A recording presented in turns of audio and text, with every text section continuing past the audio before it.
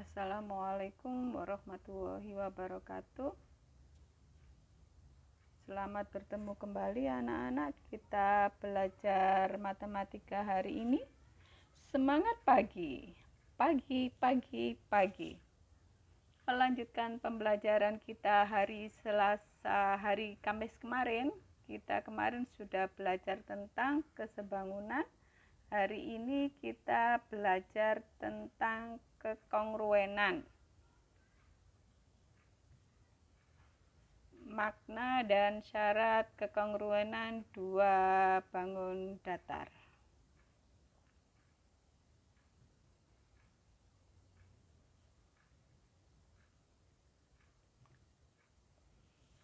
Perhatikan gambar. Itu ada seekor kucing berdiri di depan kaca. Kira-kira yang ada di pikiran Miung, kucing saya namanya Miung. Kok ada ya makhluk seperti aku, persis kayak aku, itu sepertinya. Perhatikan gambar 1.1. Pada gambar 1.1, apakah panjang bulu kucing sesungguhnya dan panjang bulu kucing pada bayangan itu panjangnya sama? Apakah bentuk dan ukuran objeknya sama? Perhatikan juga setiap benda dan bayangannya pada cermin. Apakah bentuk dan ukurannya juga sama? Oke ya.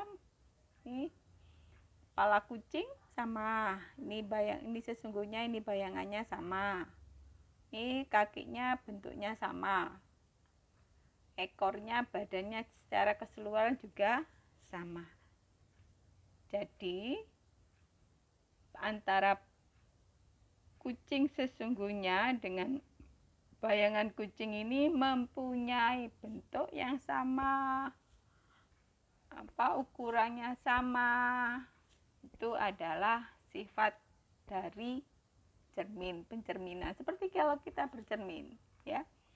Badan kita, jasad kita kalau dicermin, bayangan kita kan sama ya. Sama dengan yang ada di cermin.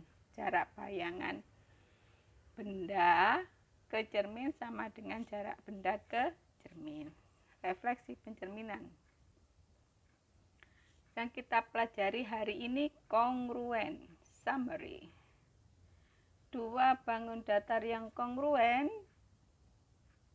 Diperhatikan ini ada dua bangun datar, yaitu trapesium KLMN dan trapesium PQRS. Apa itu kongruen? Kata kunci pembelajaran kita hari ini adalah kongruen. Dua benda yang sama bentuknya dan setiap bagian yang bersesuaian mempunyai ukuran yang sama disebut kongruen. Jadi kongruen itu adalah dua buah benda yang sama bentuknya dan setiap bagian yang bersesuaian mempunyai ukuran yang sama disebut kongruen. Bangun ini sama-sama bentuknya trapesium. Sudah terpenuhi satu. Yang kedua, bagian yang bersesuaian mempunyai ukuran yang sama. Bagiannya harus diperhatikan. Bagian yang bersesuaian. Yang kita perhatikan adalah panjang sisi dan sudut. Jadi kongruen itu nanti belajar kongruen itu yang diingat dua hal, yaitu panjang sisi dan besar sudut. Karena bagian yang bersesuaian mempunyai ukuran yang sama. Sisi KL panjangnya sama dengan sisi PQ. Diperhatikan tandanya ini sama. Sisi LM ini panjangnya sama dengan sisi QR. Ditandai dengan nokta. Sisi SR sama dengan sisi NM. Dan sisi NK sama dengan sisi SP. Tandanya sama. Syarat-syarat kekongruenan dua bangun datar. Sama halnya kesebangunan, kekongruenan juga mempunyai dua syarat. Yang pertama, setiap sisi yang bersesuaian atau seletak mempunyai ukuran sama. Yang kedua, setiap sudut yang bersesuaian atau seletak mempunyai ukuran atau besar yang sama. Sisinya sama panjang dan sudutnya sama besar. Kalau kongruen itu kata kuncinya dua, sisi yang bersesuaian sama panjang dan sudut yang bersesuaian ukurannya sama. Diperhatikan gambar ini. Ini ada trapesium ABCD dan ada trapesium JKLM. Diperhatikan sisi-sisinya dulu, sisi-sisi yang bersesuaian.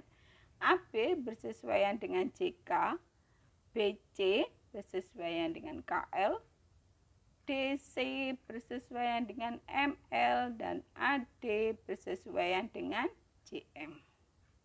Kalau sisinya sudah kita ketahui, sisi-sisi yang bersesuaian, selanjutnya adalah kita mencari sudut-sudut yang bersesuaian.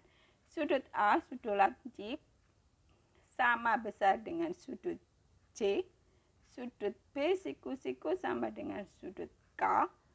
Sudut C, siku-siku, sama dengan sudut L, dan sudut D, sudut tumpul, sama dengan sudut M.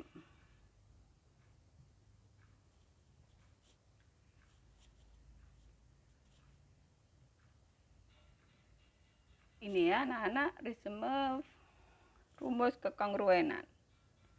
Dua bangun datar dikatakan kongruen jika mempunyai sudut yang sama dan sisi yang sama. Seperti tadi, sisinya di AB sama dengan EF, BC sama dengan GH, CD sama dengan HG, dan AD sama dengan HE.